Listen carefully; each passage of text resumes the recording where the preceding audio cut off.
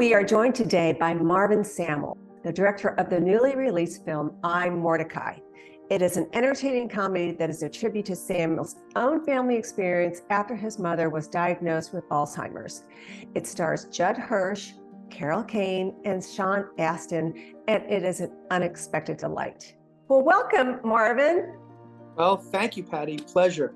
I'm so happy to be interviewing this today. This is so much fun.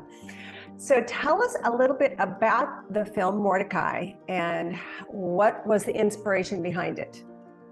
So iMordecai is a dramatic comedy about a Holocaust survivor living in the world today whose flip phone finally dies on him after 20 years.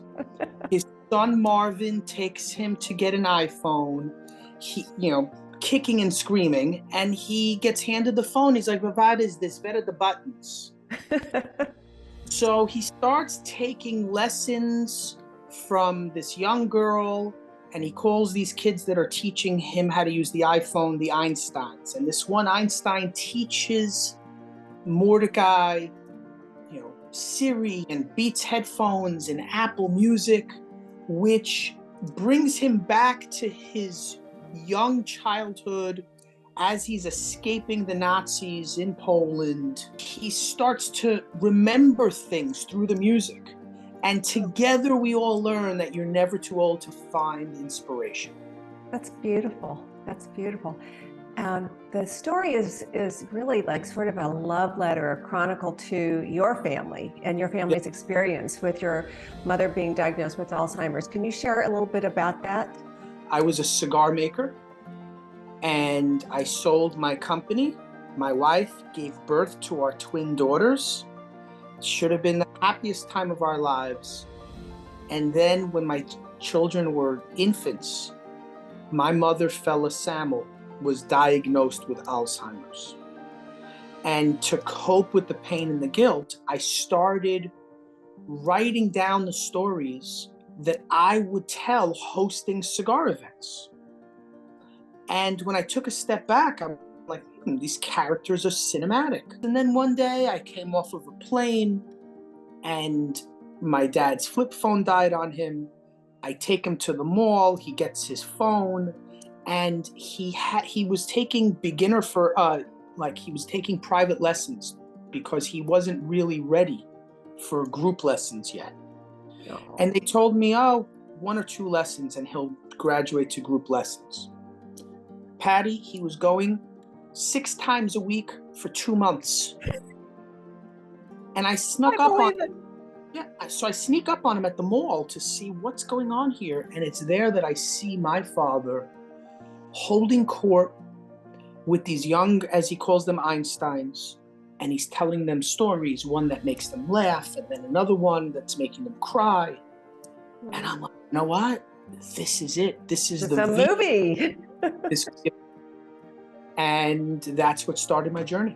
Let's back up a minute. You were the owner of a cigar company, and this was not necessarily your ambition to become a director. How did that just flip like that? And how did you get the money behind it and get all these great actors? I was going to send the script to a 2-time Academy Award winning director who had read my stories years earlier. I mean, this journey started in 2015. Oh, okay. So how did this person hear your stories earlier? Through a mutual friend. It's always who you know. Okay. But it was, I didn't ask him to do this. Mm-hmm. I gave him the stories to read, and without my permission, he sent it to this Academy Award winning director. And I'm like, you sent it to what? Who? And he said, you want to hear what he had to say? He said, keep going. So this gave me the confidence to write the script with my writing partner, Rudy Gaines. And when it was time to find our director, I was going to send it to this Academy Award winning director. And my team stopped me. They said, we found your director. I'm like, who? They go, you. What are you talking about? I've never been on a film set before. So that's when they said, Marvin, only you could tell the story. And that's when I decided, okay, I have to become the director. I started taking master classes, Spike Lee, Werner Herzog, Ron Howard, Martin Scorsese, Joe and others, and their workbooks. I mean, I spent a year of 10 hours a day on masterclass. You know, had I had years of experience, who knows what this would have turned out, but I'm happy with the way it turned out, and my heart and soul is on the screen. You have three major stars, Judd Hirsch, Carol Kane, and Sean Astin, playing the main roles. How did you get them on board? Dahlia and Alan, they have a relationship with one of the most prolific casting directors of all time, Avi Kaufman. And she's podiumed more Oscar winners than anyone in history. Mm. She's the one who agreed to be my casting director. We met. She said, who do you want as your first choice? And Judd was my first choice. And 2 weeks later, I get a call. Judd loves the script. He wants to meet you. Oh. So the meet is set for Nick's Pizza on 93rd and 2nd on the Upper East Side of Manhattan.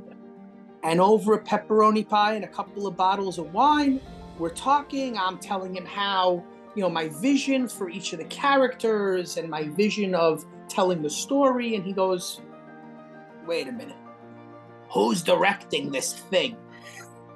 You sound just like him. But I spent enough time with Judd Hirsch. I go, I am Judd. You? What have you directed? I go, I've never been on a film set before, but I know these characters. Yep. So I put my hand out and I said, so what do you say?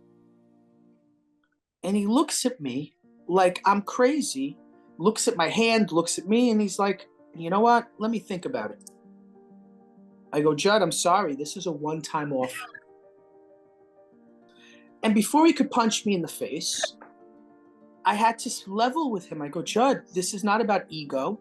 My mother is dying, and I promised her that I would make this film while she was alive. So with all due respect, Judd, you're my first choice. You're not my only choice. So are you in or are you out? And I put my hand out. And he looked at me for what felt like an eternity, Patty. And finally he said yes. So little did I know, Patty, that before he hit the restaurant door, the pizza place door, he was already on the phone with Carol Kane. Yeah. Carol, it's Judd. I just agreed to play the lead in this new movie, and you're gonna play my wife. That was it. So let's talk about Carol Kane a little bit. How was your relationship with her during the movie? It was very close. By sharing my stories with Carol Kane, she absorbed those. Yeah. And even though she never met my mother, she's like her spirit is there. Mm-hmm. Where can audiences see it this weekend?